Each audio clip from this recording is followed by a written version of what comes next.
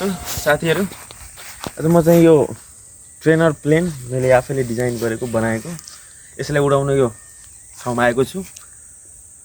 र यसलाई उडाउनको लागि यो फ्लाइ स्काईको FS i6 यो ट्रान्समिटर मैले युज गर्दै छु सबै हेरौं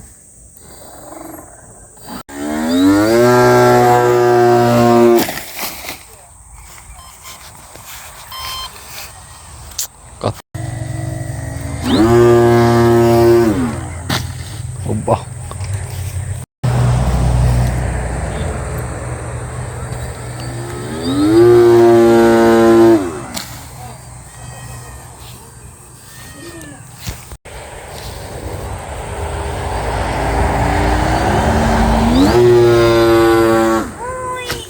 ओब्बा